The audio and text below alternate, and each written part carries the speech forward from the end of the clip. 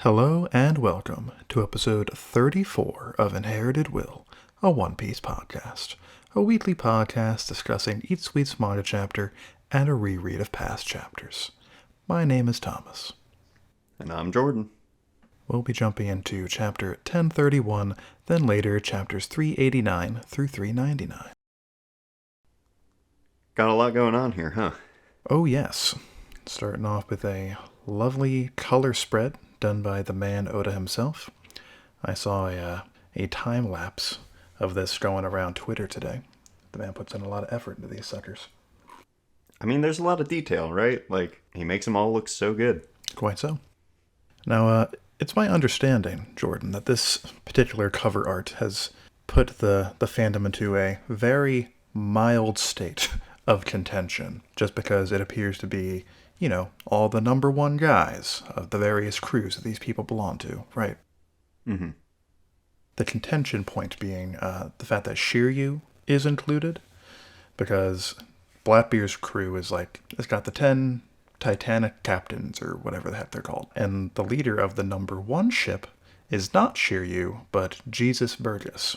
So there's been a bit of a debate within the fandom the last several years about who, like, the real number one guy is. But Oda himself appears to be confirming it here.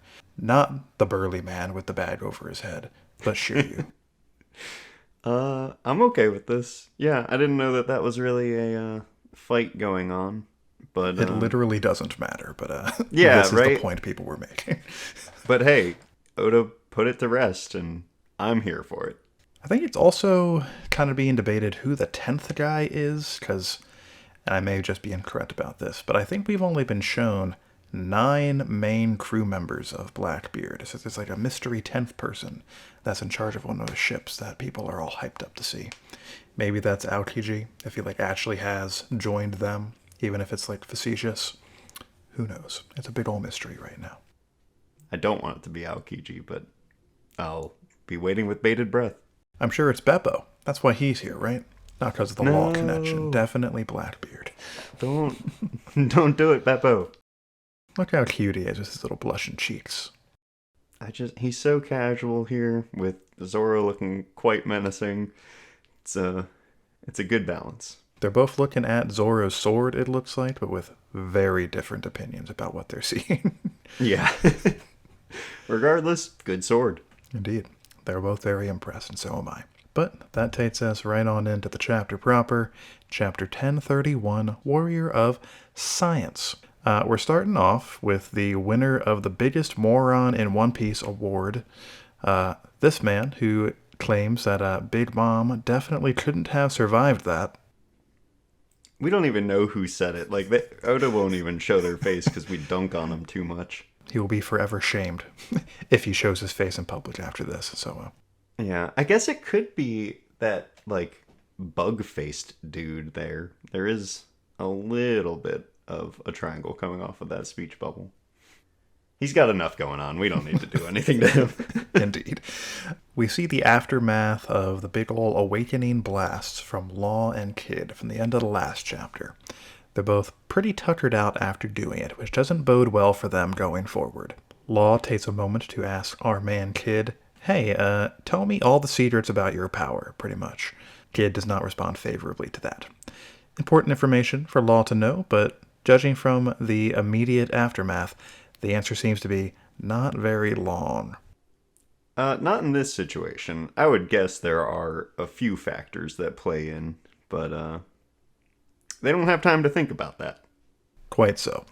Almost immediately, Big Mom busts out of her iron beam prison, asks the question of the hour, life or Oshiruko? And, oh no, they don't got none, and they're all real spooked, so they all get their souls taken. Oh dear, that's no good for those mooks. Feels oh so bad, especially for the mouse-eared guy. Poor him. Yeah, they did play right into her hand, though. Literally and figuratively. She snatches their souls right out of their bodies. Not great. Then she puts those souls into the iron beams around the crater that she was just placed in, pretty much. Takes out a little bit of her own lifespan. 1 year, she says. pops it right on back into her body, and gets even bigger. Oh boy. Bigger mom. Looking real scary. This is the worst face, right? Like, of all, this is just top. And there's 3 other faces that aren't great, making a triangle around it. It's a whole thing. Quite so. It's a big ol' mess. It looks like, Big Mom clearly got bigger. Not really sure how much bigger, because she's always really big when drawn next to everybody else. But Napoleon, at least, got huge. And it looks like Prometheus and Hera also got a significant size boost as well. That's not good. No, but she does admit that it has been decades since she's been hurt that much. So, like, they really did something here, which is impressive in its own right. Indeed. Props to them for sure. Even Big Mom is, impressed. She even says so. But the fact that she can, like, pop bits of her own lifespan into her body and get an additional power boost, and has not been doing so up until now, yeah, doesn't bode well. Because she's got more life to give. I don't know how much more. She's a pretty elderly lady, and presumably because she's been doing this, she knows that she can do this. I assume she's done it before. So I don't know like how much more lifespan she actually has in her. A few years at the very least, I would think. Yeah. Give me 1 second to check something. I thought maybe she said, like, my own lifespan, but it's just my lifespan. I was wondering if maybe, like, when she ate the lady that was taking care of her or whatever, if she gained those years or could use those, but it seems to be just her life. All we get is this one speech bubble from her to clarify this issue, but... Yeah, I love to speculate, though. Indeed. Based on the currently available information, I think you're correct. Yeah. She says, hey, dudes, coming for my throne? Bring it on, boys. I'm big and scary. Take it from me. Take my throne, if you can. Law grumbles about that a little bit, and Kid is ready to fight. Bring her down, even if it kills us. And he even says to Law here, don't hold back any strength as long as you still live. We're going to bring you down. So look at Law, or Kid rather, with the camaraderie. What a guy. Yeah, I mean, they can't have much left to give. Just last chapter, they both said if they use their awakening, it's like dunzo. Like Law said that he will die if he uses it, right? Indeed. And now here they are, fine? I mean, well, not fine, obviously. There's wheezes and huffs all abound. But what's the plan here, guys? If it's just you two, you just gave it your all, and she shrugged it off. Yeah. It took, like, their final super-duper trump card to damage her a little bit, and then she got a significant buff almost immediately thereafter. I really don't know how they're going to pull this off, but... And they have the homies to deal with. 3 really big, really scary homies, and a whole bunch of itty-bitty boys. Yeah. So, I mean, I'm sure some circumstances will arise that will lead to it working, or some variation of working, right? But man, I can't even imagine right now. Killer is currently free. I'm sure he'll just pop down here and his individual presence will turn the tide. Maybe Beppo will show up. Beppo will show up and we'll get his Sulon form and he'll solo Big Mom. And, the internet will be fine with it. It just makes sense. Quite so. I will personally cheer if that happens. On the following page, though, some people behind Big Mom confronted with some samurai or comment, oh man, she sure is big. Sure is bad here. Then we checked in with Yamato, who, because of the problems currently on the live floor, decides to cut through the cave chamber, which, if you may recall, and even if you don't, we're reminded of it immediately, that's where Apu and Drake were wheeling and dealing, but it seems as though their wheels and deals have broken down, because they are tussling. They sure are. I mean, Drake handles it really well because it's a poo. Yeah, things get a little funky after that. Oh, yes. As soon as Yamato bursts onto the scene, causes a bit of a kerfuffle among their group. Yamato doesn't really know what's going on with these two traitors to Kaido's operation. Apu also doesn't really know what's going on, but, he betrays everyone who comes in contact with, so may as well try and jump into the Yamato bandwagon now that the Drake thing and the Kaido thing hasn't worked out. Yamato doesn't want to hear it, though, clashes with Drake a little bit, and then bursts through the door. Great. No problem. Everything's great. Even Fuga agrees with you. Now, Jordan, last week, as soon as we saw the numbers for the first time, a theory popped up in the community that claimed that, and I didn't give this any thought at the time because I didn't think there was any actual evidence to indicate this might be so. But the theory was that those three numbers, Fuga, Ibi, and Zagi, I believe their names are those three samurai that were palling around with Yamato in that flashback 10 or so chapters ago. And that the numbers aren't just created out of nothing. They're created out of actual human beings turned into monsters. Well, that's terrifying, and I hate it. And if you'll take a look at those pictures I sent you in Discord a little bit ago, you'll see that there are some visual similarities between the group. It's a stretch, certainly, but if you imagined these three samurai guys monsterified, I can kind of see it being so. Yeah, I don't think that's a stretch even. I think that's pretty clear just as a trio. Mm-hmm. I guess the Fuga one is the weakest for me, but the other two, I don't know, just based off of shape and the fact that we have seen them recently, this is pretty good. I mean, even the facial hair, well, I guess not the facial hair for Zagi, but there is I don't know, he's got a tattoo there. And now we get this chapter where Fuga sees Yamato and reacts to him, and bursts through the wall going after him. Kind of makes me think that this is indeed the case. And if that is the case, this is the worst. Not great. A pretty terrible thing that I guess Caesar Clown probably was doing, because I think he said, or Kaido said, that the numbers were created on Punk Hazard. So I guess Caesar probably has something to do with it. Oh. Yeah, I was going to guess Queen, but nope. But if that's so, then Zoro's presumed dad is alive and on this island right now. Monster form, but maybe, I don't know, Chopper will cure him.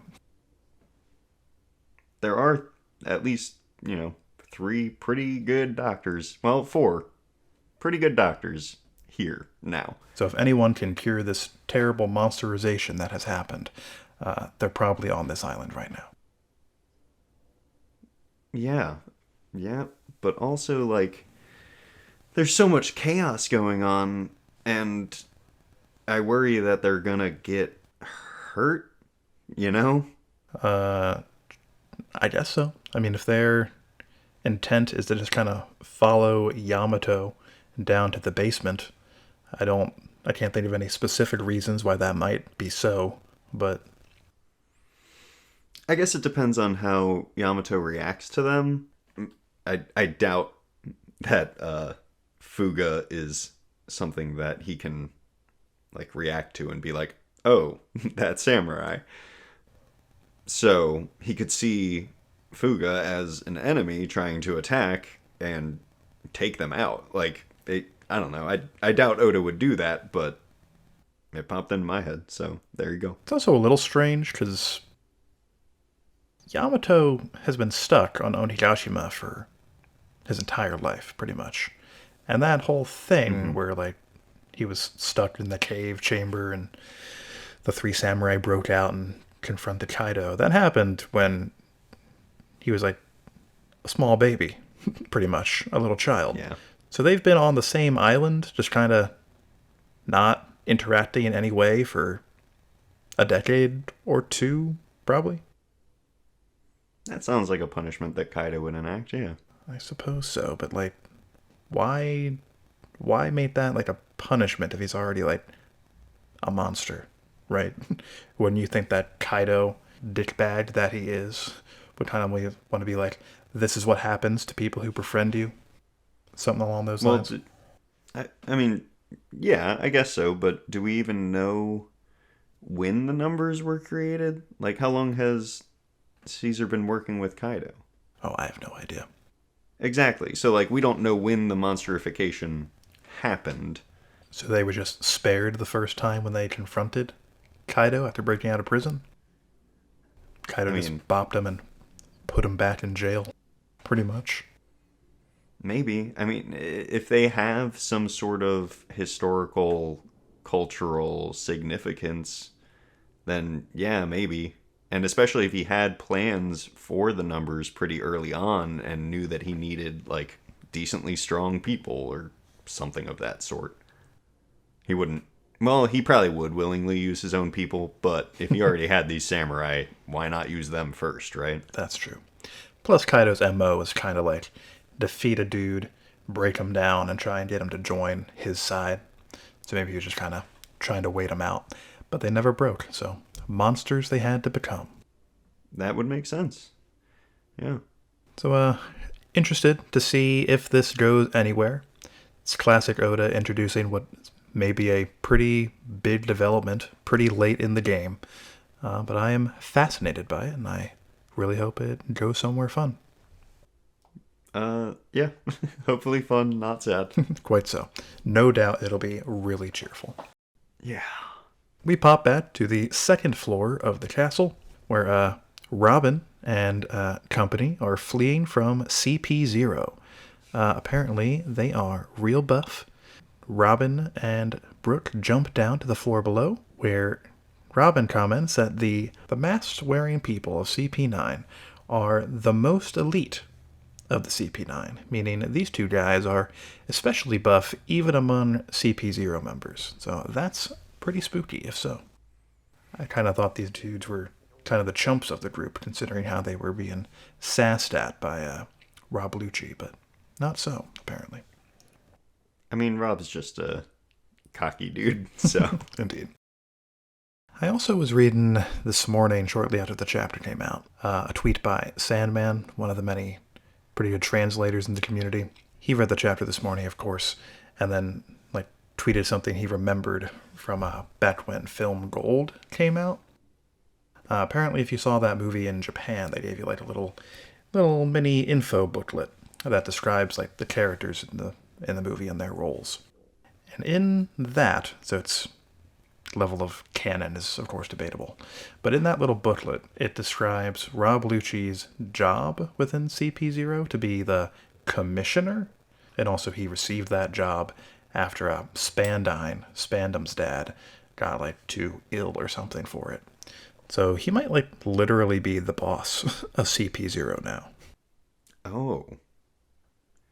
Wow. Indeed. I didn't even know that Spandine had moved to CP0. Neither did I until this morning. This is a lot of news for me. Kind of weird that Rob Lucci would get beat up by Luffy 2 years ago and then get promoted to like the highest level of Cypher Pole and also be in charge of them. But, you know, world government's going to do what they're going to do, I guess. But what if the levels between Rob Lucci and these masked dudes are the same as in Water 7 and all that, and East Lobby, as Rob Lucci to Spandam? That would be quite embarrassing for these two. And I think the people who are spreading the rumors need to redefine their definition of elite. Oh, did I say that backwards? I meant Spandam to Rob Lucci, though. Oh, you think these guys are like the Rob Lucci to... Yes, like current to Spandam. Lucci's Spandam. Oh, that's terrible then, and Robin and Co. should run faster. Right? Like, maybe this actually is a demotion for Rob. He was put here to, like, show him how small he is. But who knows? That could be. He seems to be taking it in stride, certainly, if that's the case. And he got to keep his bird, so can't complain too much. Oh, I wouldn't, yeah. Brooke and Robin currently in trouble, trying to get away. Not great for them. Then we pop up to the true drama of the chapter, to the pleasure hall, one of the first places we actually saw in Onigashima, where Sanji appears to have just delivered an unconscious girl, or not unconscious, just damaged and crying, to a group of other geishas. He's being accosted by them. They're throwing stuff at him, trying to get him to go the heck away. Apparently, what has happened here is while Sanji was fleeing from Queen, he encountered one of these geishas, blacked out for a minute, and when he regained consciousness, she had been sent flying and was bleeding pretty badly while looking at him with fear in her eyes. We don't get to see what actually happened there, but Sanji at least thinks that he blacked out and hit this woman. Not great for his mental state, certainly. Yeah, this is weird. I don't know how else to put it. This is such a weird situation for Oda to enact here. Oh man, Sanji has had enough. Let him rest. It could just be a classic Oda fake out. The fact that we don't actually see it happen, even in the flashback, makes me think that Oda's going to pull the old switcheroo on us. You have to expect it if you've read over 1,000 chapters, right? Indeed. So maybe it's just something Sanji saw her, she was running at him or something, and she tripped and bonked into his super hardened body. Got scared after that, but if that's the case, she remains conscious throughout all this. She should have just said something. Well, she could also be working for Kaido. I don't know if that has any legs, but I can't think of how else you do a turnaround like this. Maybe she's working for Kaido, but what is... He doesn't gain anything from this. I know. Who benefits from, this lady pretending to have been kicked by Sanji? Right. I don't know. It's not well, I guess somebody else could have shown up and, hit her as Sanji was going near her, but they'd have to be so fast and they would have to know a lot about Sanji. It's, I don't know. I hope there is some weird thing that Oda pulls off, but he's gonna have to work his magic to pull me over on it. Now I kind of think it might be, it would certainly suck for him emotionally, but better for his characterization if he actually did kick this woman, and all the existential crisis he goes through thereafter is properly justified. Yeah. Just doesn't seem like something that Oda would do, so I guess we'll find out. But in the wake of this, Sanji gives a little speech inside his brain in which he asks Luffy who he would prefer, the real him, who really sucks when it comes to fighting woman opponents, or cruel, cold, emotionless soldier of science who can beat up even bad boys like Queen as long as he is ordered to. He decides, this is what I'm going to do. I'm not going to let Germa run my life. I can't do anything about what's already been awakened in my body, but I can say, no more. And he smashes the raid suit beneath his boot, taking his destiny into his own hands. I do love the explosion of the raid suit. It's a cool pose. It's a cool explosion. The Queen looks like a fool. Everything's good. Indeed. That's the main thing. Mm-hmm. I really appreciate that for some reason, even after the entirety of Whole Cake Island, which was Sanji's character arc, pretty much, that he decides to make every character moment on Onigashima also a Sanji character moment. No one else, not Luffy, not anybody, has gotten proper characterization the entire arc, but Sanji's getting it all. He's getting a lot of growth. It's pretty incredible. It's rough on him, but indeed, it's happening. I'm sure he'll come out the other side of it all the stronger. But yes, for the moment, not doing great. What do you think? Is the raid suit actually gone forever? I don't know. Queen says, I want to see you transform, not I wanted to see you transform. What does he know? But he could, if anyone's going to be able to, like, reconstruct it or whatever, I guess it's him. Could be. We see, like, an explosion and, like, kind of two explosions, really. Like, an explosion behind Sanji and also, like, dust clouds or something directly at his feet.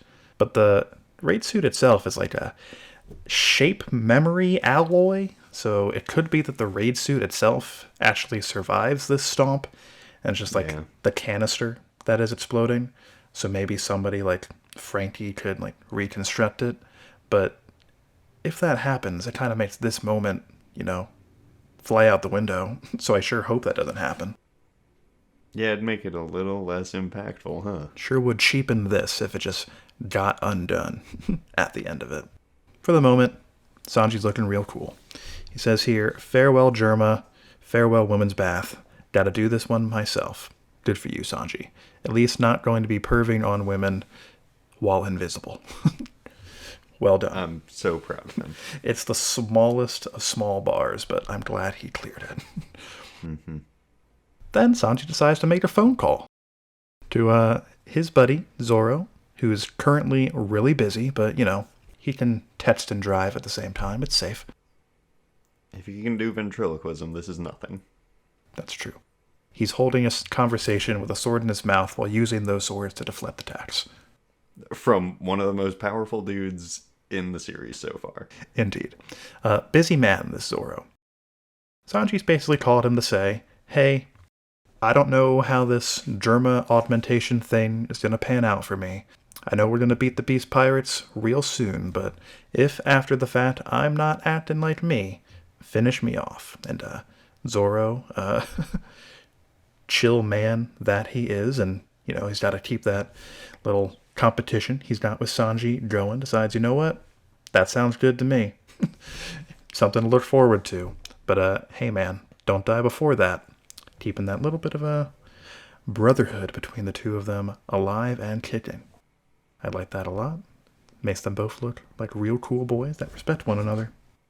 Right? Like, this is real growth for both of them here. Like, Zoro doesn't even flinch to it. He trusts that this would be the best thing for everyone because Sanji said it. Indeed. Sanji wouldn't have interrupted their fight and his for nonsense. Exactly. Yeah, like you said, it's just cool. Then on this final page, Sanji appears to disappear from sight, confusing Queen bigly for a hot second. But then he reappears, commenting, I'm already on fire, no need to throw more fuel on that, and slams him with a move that we haven't seen since just after the time skip, Hell Memories. Blasts Queen, he somehow flips upside down in the process. Yeah. I have to imagine that he is just spinning end over end, and this is the frame that we caught him on. Indeed. I imagine that as well, but for the moment, looks real silly. Poor guy. Look at his dumb foot. Everything else is like weaponized, and then it's just like dino foot. Look at his little toesies. Oh man. Yeah. So a couple things about this, Jordan. Oh really? Wouldn't you know it? Do you think Sanji is just moving really quick in that panel where he appears to disappear, or has he developed the ability to turn invisible without the raid suit? I think it's probably some form of invisibility, like camouflage or something like that. The like just SHH sound effect, or maybe he actually says that, but like it's a black speech bubble, and I don't know how often, if ever, we've seen that. I'll tell you. I went back and did the research. I went and looked at I went back and looked at the chapter we find out that Shiryu has taken Absalom's ability, and it's not quite the same sound effect in English. There is like kanji there, or katakana, I'm not sure which, in the Absalom Shiryu chapter, but It's just English here. So I don't know if it is literally the same in Japanese or not, but here it is sh, and in that chapter it is like swish, kind of. Certainly similar. So it could very well be, based on the sound effect, invisibility, which is, useful for our boy if so. It's probably going to stress him out if that is the case. It's got to be limited in some factor. Like, I can't imagine it would be able to be held as long or, be as good as full invisibility. Like, there has to be some downside to it. Because, again, otherwise the losing of the raid suit becomes weaker.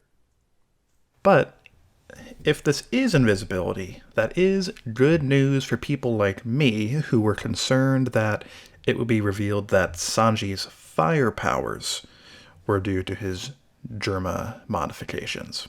Because as far as we know, all the Germa only have like their one special thing, right? Like Reiju's got that poison power, and Yonji's got the weird extendo arm that I don't really understand, etc. So if Sanji's like gimmick as a Germa man is invisibility, that means indeed, again, as far as we know, his fire powers are based off his hot, burning heart. Which is, great. That's what I want it to be. Well done, Oda. You're really handling this better than I expected you to, and I'm sorry I doubted you.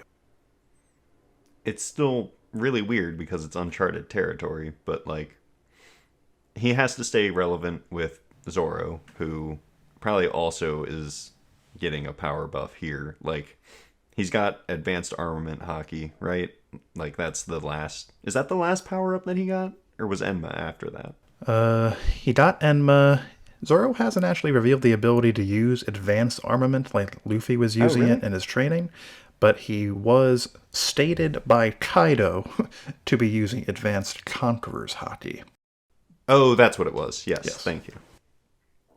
So, like, he's got a buff. Sanji has to be, right there with him. I guess, a little, I don't know, whatever. People can fight about that all they want. I don't care. But this would be a cool way to do it. It gives him a tactical edge. It fits his, spy, kind of spy abilities that he has. It would be pretty good. I'm not really all that concerned about, the Zoro-Sanji similar power dynamic, but I've been saying for a long time that if Luffy's going to become the Pirate King, and he's going to beat Kaido this arc, then his number 1 and number 2 guys have to be able to defeat Kaido's number 1 and number 2 guys. Based on Sanji's showings up until this fight began, pretty much, would not be very easily justified if he just kind of took this guy out. So, gotta buff him up somehow. And so far, I've been pretty impressed with how Oda's been doing it. Yeah. Also, there's been a lot of fighting between Zoro and King that we're just not seeing. Yeah, I'm just going to assume it's just casual-ish combat. Oh, yeah. We'll see the real stuff later. Perhaps Zoro's dad will come into play in some capacity. I don't know how those two things are going to be connected in any way, but Oda will figure it out. He's outside on a random ledge under Onigashima, kinda. He's on the side of it. Yeah, he's next to the Skull Dome, I guess. And, Yamato's heading down from one of the higher floors, so I don't know. I don't know how that'll be sorted out, but there's one last thing I wanted to address before we end this discussion, Jordan. Okay. And that is the topic of Sanji's eyebrows. You're on the last page, right? Yeah. Take a look at that panel over on the right next to Zoro's head, and you'll see that Sanji's eyebrows are going the wrong way. And this has been the case for the entire chapter, except for in the flashback to Whole Cake Island Sanji, where he's berating his brothers. So it doesn't seem as though Oda just forgot, because he gets it right once in the past. Right. It is intentional. Seems so. So for some reason, Sanji's eyebrow is now going the other way, notably the same direction as his brothers. A sign that he is just becoming more Germa-ish, perhaps? That's my best and only guess at the moment. Yeah, it fits with the chapter overall. It fits with what's going on. Like, if that's true, I'll miss his old eyebrows, but here we are. I guess I will too. I mean, I preferred post or pre-time skip Sanji, where his eyebrow was going up instead of down. I just think that looks aesthetically better. But if this is like I said before, just like a symbol that he is becoming more like them, then in that sense, I don't want to stick around. But Yeah, I like the look better. yeah, there's no doubt that it is, yeah, more aesthetically pleasing for sure. Whatever. This is a manga. Like it can be silly, and it was always kind of silly, and I liked that factor. Just saying, I'm of two minds about it. I like the look better, but I liked the thematic relevance of the old. Yeah, I hear you. I know. We'll see how that goes, I suppose.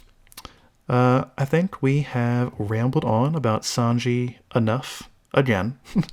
Anything else that you would like to comment on before we move on to the reread, though? Nope. I think we are good to go. We'll jump on into the reread then, this time covering the 10-chapter chunk, 389 through 399, the Robin flashback leading up to the Rocket Man bridging the gap to the Tower of Justice. Lots to talk about here. Starting with possibly Frankie's weirdest move. This is where you draw the line. Well, I just don't get it. He said he couldn't work on his back, but his butt can inflate? Like, come on, what? He can, bend forward to a certain extent, I'm sure, but, the back is the bit that's doing the bending, so it's harder going the other way. I'm sure it is, especially for someone built like this man. But it still works really well, uses up a lot of cola, but, it provides them a window. He extends... Well, no, he goes the opposite way as a normal centaur. Never mind. That's nonsense. Right, exactly. I tried to think of why this makes sense, and it just... I don't know. Got nothing. Yeah, it makes sense because it had to, right? And that's fine. And yeah, that gives Robin the window to at least hear out Luffy, even though she doesn't want to. Then we see more of the crew trying to pull the levers to drop the drawbridge, and the guilty jury shows up, and they're explained to be made entirely of ex-pirates, and that's why, no one's ever gotten anything other than a guilty sentence here. Mm-hmm. But they also seem to be made up of clones, because the two that confront Yokozuna look identical to the two against Zamba and Kiwi. I'm sure it's just by coincidence that those two are just literal twins. Yeah. If confronted in an SBS, I'm sure that is how Oda would justify what he's done here. Probably, yeah. One pair saw how well the other pair worked together, and they were like, oh yeah, we should do that. Indeed. But then everyone makes it to the roof through one way or another, and they all have quite a spectacular entrance in their own regards. Zoro cuts a hole in the roof because he's lost, and it takes out one of the dudes, but also lifts Nami and Chopper through it.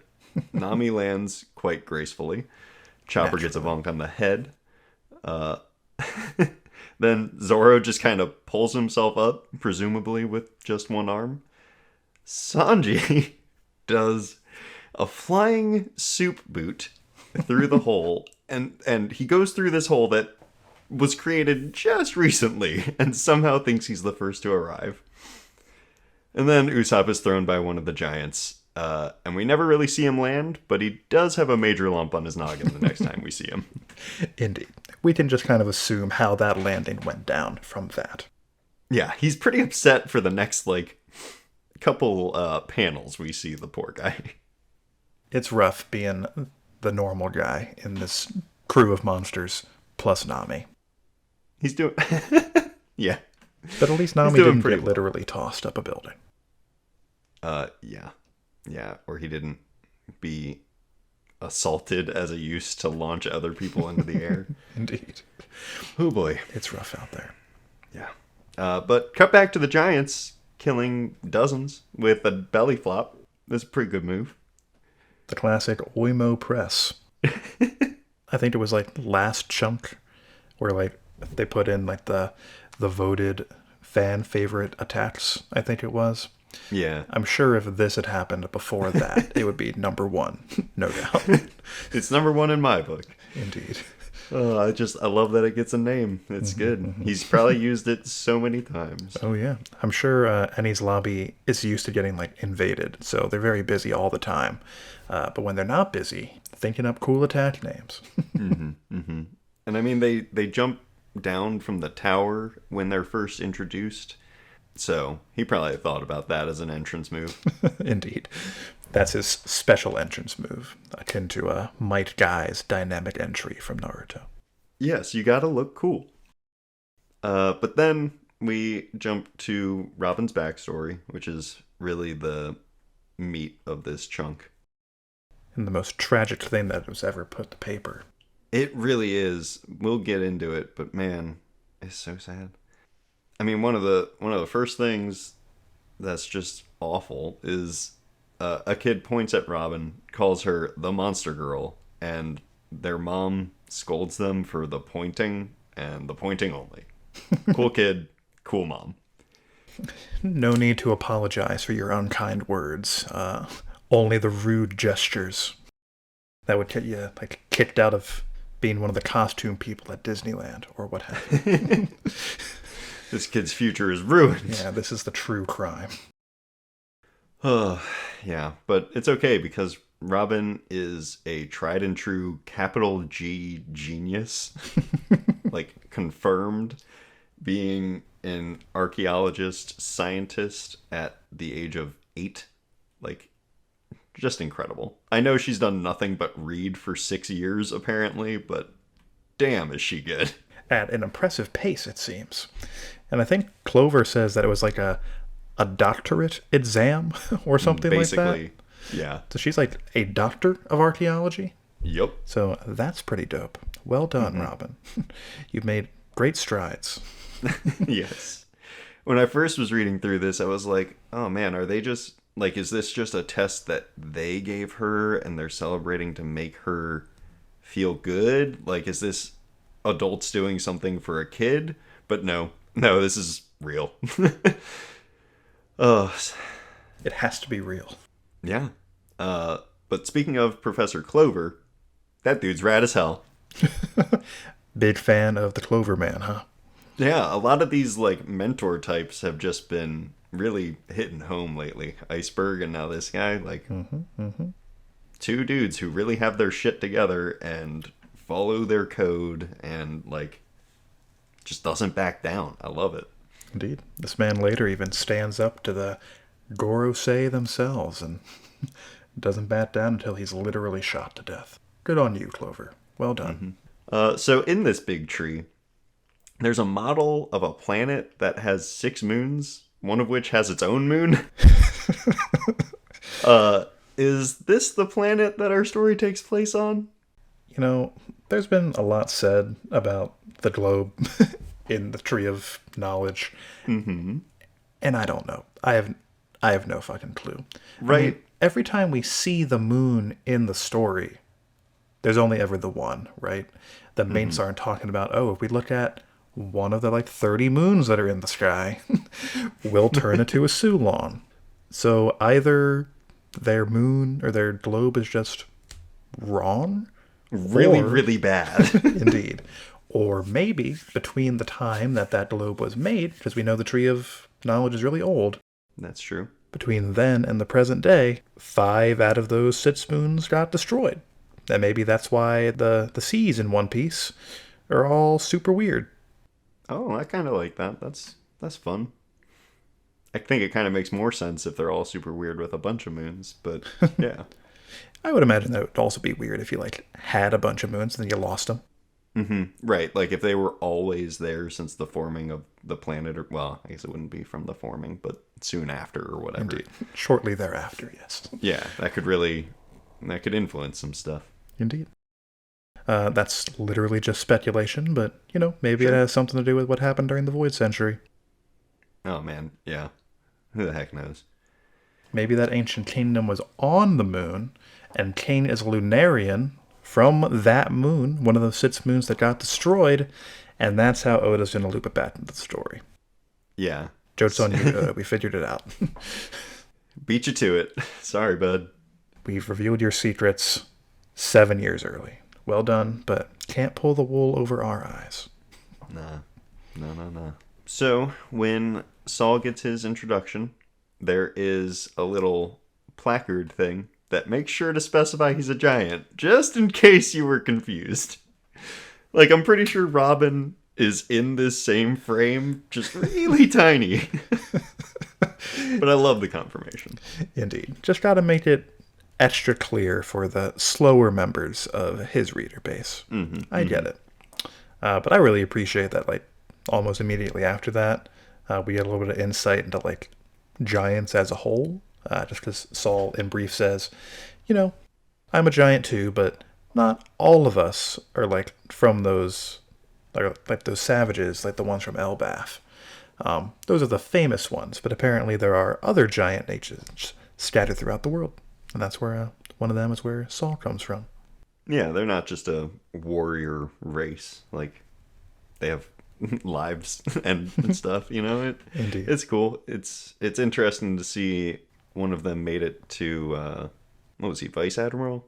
Indeed. And that's really the fascinating point, that he's like, we're not all like crazy warriors like the ones from Elbaf, but he's a vice admiral and therefore knows hockey and such. Yeah, but he also, like, he said we're not all like those ones from Elbaf after he had the awakening that, like, oh, shit's fucked. So, yeah, I could see it going either way. I like to believe that he just, recently had his change of heart and was sticking to it. Good on you, Saul. Sadly, he breaks the streak of giants being introduced in pairs, though, so it was fun while it lasted. I'm sure you can consider his hat to be its own separate giant just based on its size, so there you go. Problem solved.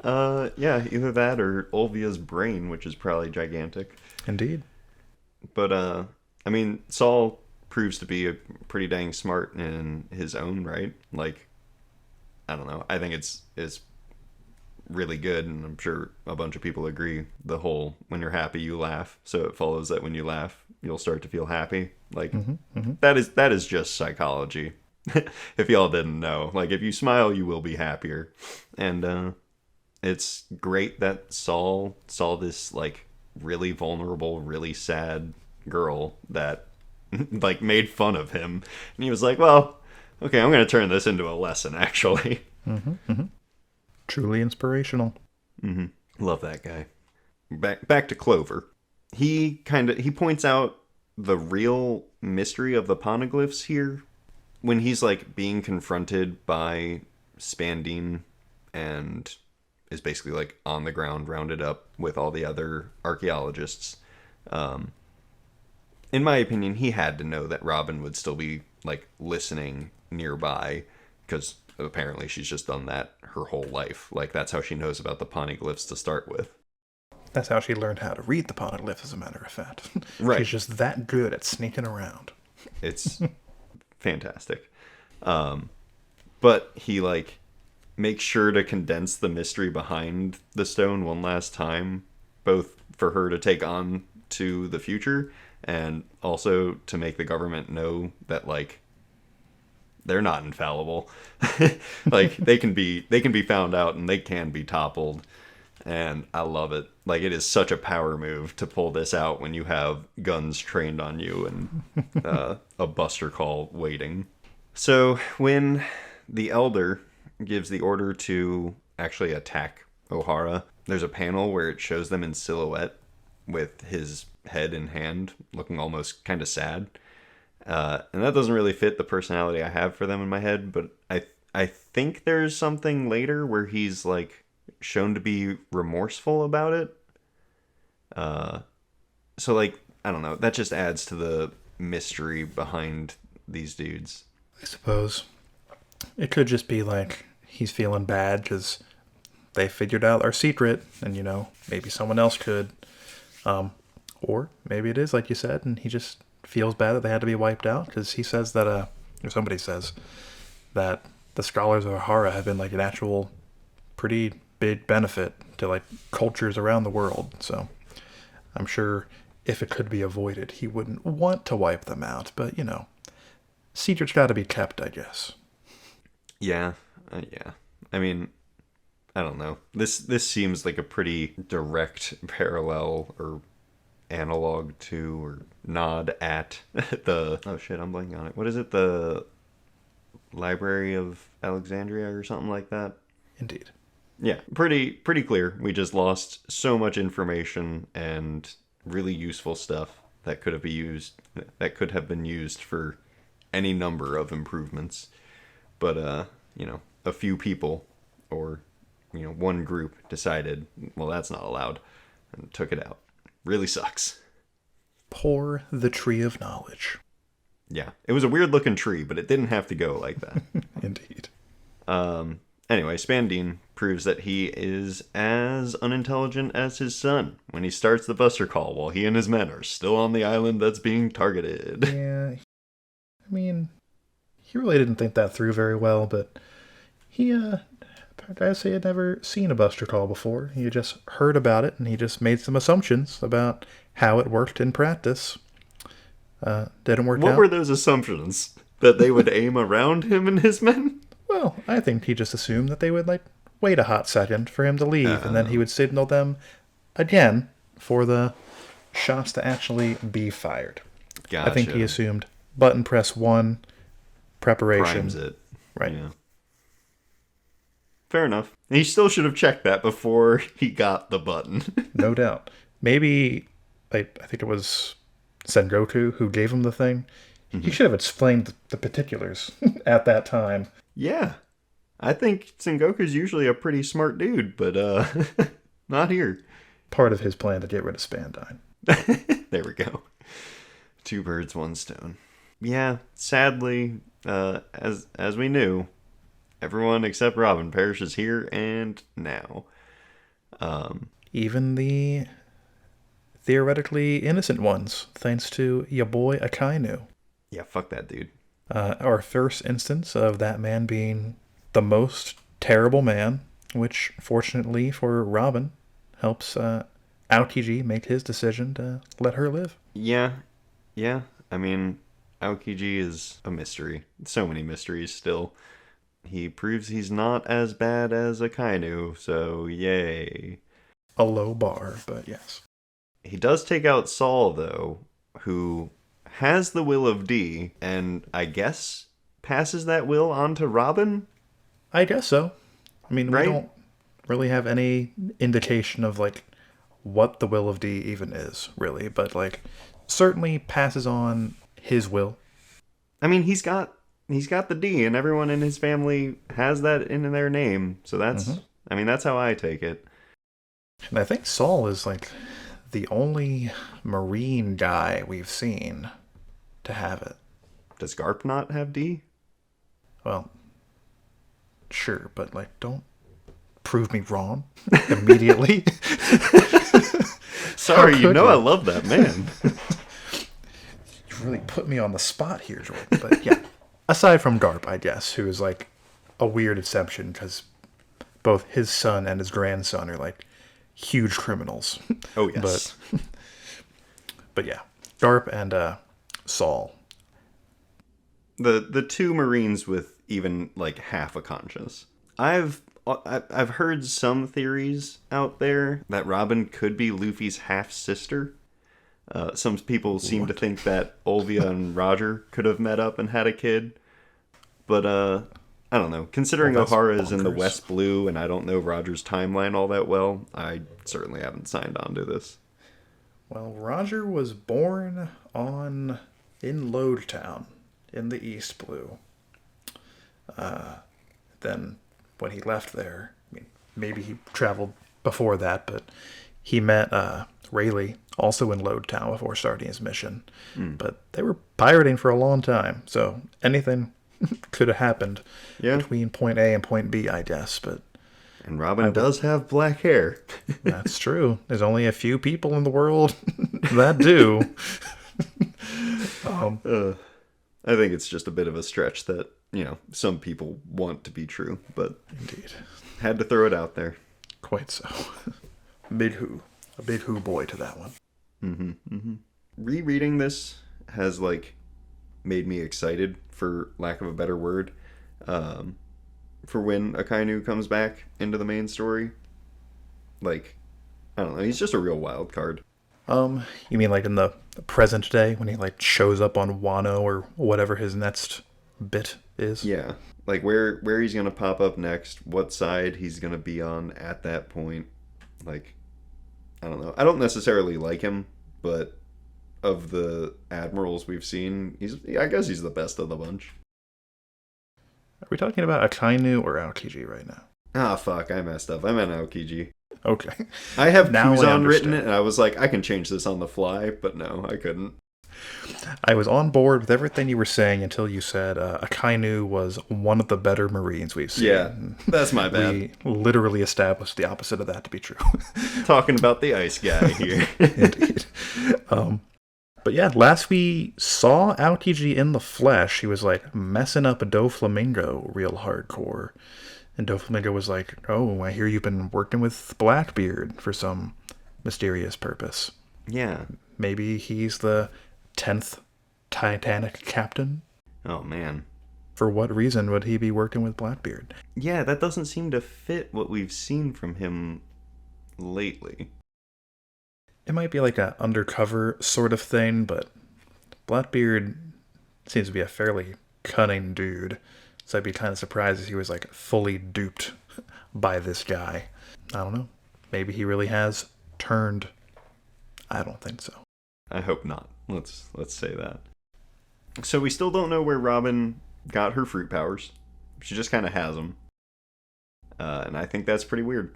Yeah, I guess so. I mean, it seems like devil fruits can pop up pretty much anywhere. And as far as we know, she's never been off this island aside from when she was a teeny tiny baby. Right. Yeah. Sometime before she was 8, took a bite of flower, as the old song goes. Yeah, everyone knows it. Everyone loves it. Indeed. Yeah, I just think it's weird. I don't know. I guess not everyone is shown actually acquiring their... Actually, yeah, Chopper isn't shown acquiring it. It's just explained. Yeah, it's just kind of stated Chopper ate the fruit on drum at some point. Yeah, we don't all get Kaku and Khalifa levels of eating it. I think it's only recently that we even saw official image of what the flower flute looked like in the One Piece magazine or something, I think. Oh, wow. I'd believe it. Trust. I know I was wrong about something literally 5 minutes ago, but trust me on this one. Yeah, no problem by me. I don't know. Robin and her backstory, at least at the end, after she has escaped the island, when it shows the flashes of all the different hardships that she's been through, it kind of seems like a warning against the power of word or the media, almost. Because the government controls the media in some regard in this world. As far as Big News Morgans' whims allow, yes. Right. But we don't know when he started working there, or maybe we do, but I don't know if it's been for 20 years. But regardless, the government puts out lie after lie about Robin, vilifying her in everyone's eyes because they fear for their own lives against this demon that they have completely fabricated just because she can read. And in that context, her 79 million berry bounty, frankly, kind of seems low for the amount of damage that the world government seems to think that she can do. It's a pretty measly bounty. I mean, I guess she is 8 at the time, but that doesn't go up at all between then and now. Well, we know she was pretty good at hiding, right? Like, I don't know. I never Well, really. I don't remember seeing a flash of. Well, there was one run-in with the government, maybe. that's all well and good, but even recently, after the whole Alabasta stuff, or during it even, the government found out she was working with Crocodile. Yeah, yeah, it should have gone up with that for sure. Good point. Very strange. Yeah. Yeah, so Robin just gets betrayed by pretty much every person she interacts with, aside from the scholars and now the Straw Hats. So, like, it makes sense that she is resisting this right now. Like, she just doesn't know how to react, and she doesn't want the only people that she cares about to get hurt. That's all true, but in Crocodile's defense, Robin did technically betray him first. He was planning to do it, but I hear you. I hear you. Yeah, I don't know. Just Robin's shown to be just strong and like resilient and brave. And I know I'm a big Robin fan, but like she's just an excellently written character. So bravo to Oda. Indeed. Really liked seeing the backstory that led her to be the woman that she is. And I don't think I'll ever be able to get through chapter 398 without at least tearing up. Like the way that Oda builds up to that climax through the entire flashback is just beautifully done, coupled with the whole crew standing in defiant solidarity against the entire world government. Like, it's just phenomenal. And there's still so much like to come in the coming chunks, but like, oh, it gets me every time, Thomas. Oh yeah, this is one of the like 3 big moments in the series that always make me tear up a little bit. The other one up until this point being like the X on the arm moment back in Alabasta. That's a very good one. Indeed. And like every like emotional note we've hit throughout Water 7 and Annie's Lobby up until now, aside from the Usopp stuff, has been building up to this big one. And you know, it hits hard. Yeah. Delightful. Excellent writing. And now the Straw Hats have a real reason to be here. They want to save her. She wants to be saved. And they're going to make it so. Yeah, with Frankie, who almost dies. Yeah. Almost immediately after this gets hit dead on by the sea train. Well, even before that, like, Spandam just pushed him into the infinite abyss. Indeed. He saw his life flash before his eyes in that moment. Yeah, but like, thank goodness for... Thank goodness for Kokoro and her, like, extremely good intuition. She hits this ramp just right. Right speed, right time. Catches the crew, who have, well, some of them have jumped, some have been carried. And it's just it's a fun little stopping point for us. I only had 2 gags. Oh, for real? Jump. I only had 2 as well. And we actually talked about them both. They were the coup de bout, or coup de bout, and Frankie getting hit by the Rocket Man. Okay. My 2 are when the Baskerville gets split. The middle one wants to be called Princess out of nowhere, and I support it. And then in the panel where Rocket Man bursts through the gate and like ramps up the drawbridge, you can see the Baskervilles being blasted to the side. And I just think that's really good background humor, and it's always good to see that.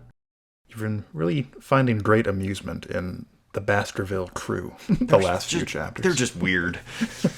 And they don't serve much of a purpose, but they do provide important intel, and like, I don't know, they do give some comedic relief since Usopp isn't around, kind of. I mean, he does get thrown through the air, which is funny, but yeah, not in the same way.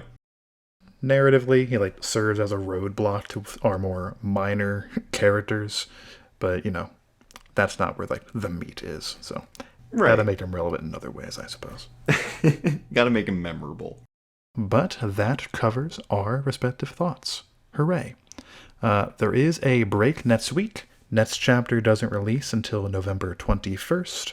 Feel free to send in your thoughts on this chapter via email to inheritedwillpodcasts@gmail.com, on Twitter to @inherited_will, or simply in a comment on the platform of your choice.